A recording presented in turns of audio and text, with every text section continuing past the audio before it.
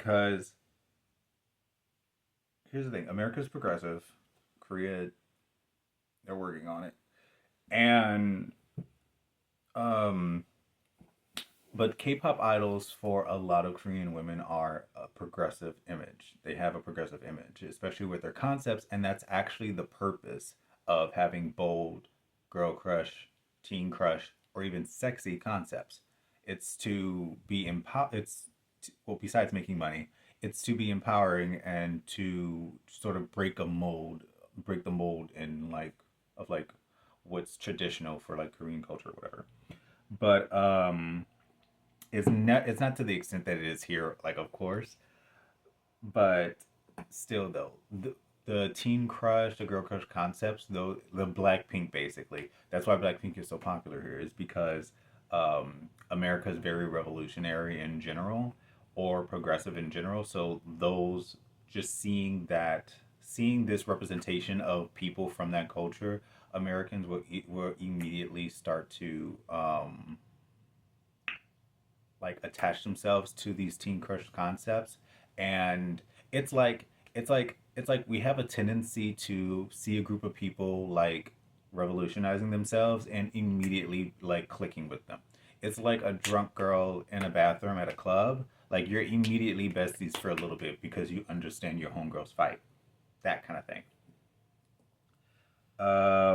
However, they have a lot of conservative concepts. They have a lot of cuter concepts. Now, the cutesy concepts don't really work here for a couple of reasons, but that's not important. However, the Christian horse girl music is basically sort of like ballads. It's a lot of vocals. It usually has a very crisp image, like a crisp aesthetic, more so reserved styling, and it really focuses on the wholesomeness, the beauty, and the spirit of the music.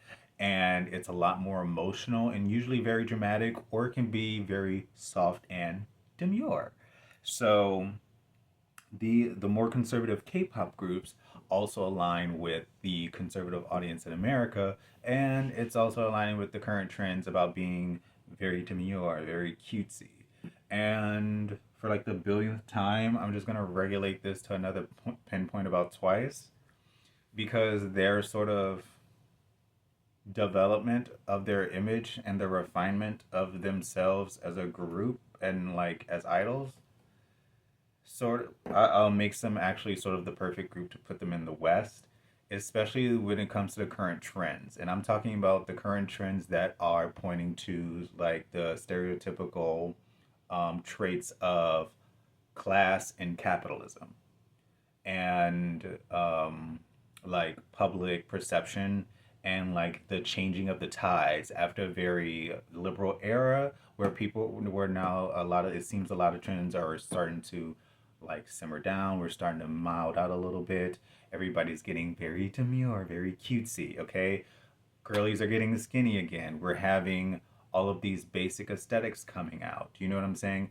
It's like it's like an era of refinement. So their image and their presentation is really fits in with the current trends in America right now. So they're just doing the same thing that they've done since debut. They've made sure that they hit integral sweet spots in the timeline of pop culture. Um, where am I going? Yes. Also, K-pop idols. Here's the thing: the difference between K-pop idols and like American pop stars is that K-pop idols usually, usually, if they're not like a grown adult, are usually role models and they're aware of it and it's like part of the thing. And it's like it's kind of like why they have to care about the image so much besides the culture, especially if they're young, they're going to have a lot of younger fans.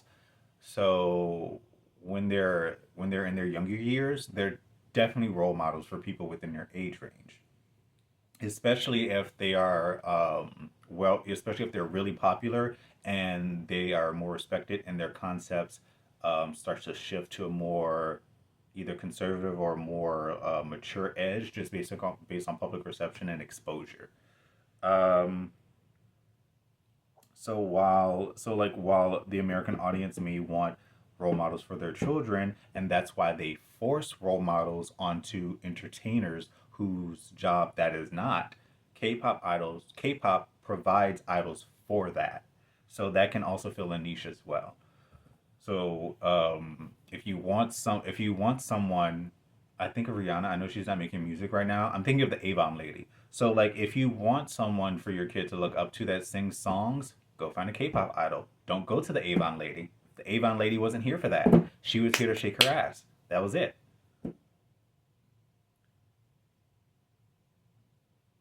And this also gives and the similarities between K-pop and some of our current media is if you would think about OG Disney. I'm not talking about like I'm talking about pre. I'm talking about like at the end of Hannah Montana Disney, like Hannah Montana High School. That's her even Disney, and a little bit before that Disney, Lindsay Lohan era until Hannah Montana. That timeline, I'm including Lindsay Lohan because she was just basically a Disney person that got drunk. Anyways, well, like in public, but like when you had like the Disney girls that had some edge to them, like it was just like a girl vibing, and then the company was like, "Remember, this song is for kids," and she was like, "Okay, let me change some words." That's the vibe that the music gave. Like they were just making music, and then they made it like they cleaned it up for a younger demographic and made it like age appropriate, and they were also young as well, to where it seemed for in my opinion it seemed like a lot of the early stars they make a point to make wholesome family kid music, and then they like slowly like get into the artistry, and then they do a switch up, kind of like how I feel like Sabrina Carpenter did. I haven't been too deep into her music, but I've heard her songs consistently over the years, and she's been consistently like just like an artist. And then she's recently gotten more into and she's recently developed her aesthetic and her vibes into sort of this lush, sort of like Aphrodite persona. Um, so the girl crush and the teen crush concepts sort of provide that old Disney feel of like just giving us legit like music, like bangers. They just happen to be age appropriate. Like they just like it's like giving legitimate club bangers, but like they're not cursing in it. You know what I'm saying?